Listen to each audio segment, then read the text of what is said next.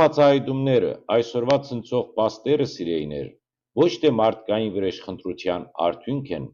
այլ աստվածային բադիշ, որ բորտկացավ բացահայտելու համար այն քողարկված մթությունը, որ դարիներ շարունակ կուտակվեցավ մեր եկեղեցու մեջ։ Աստված չլրեց, նա միայն սպասեց, որպեսզի ինքը բացահայտե,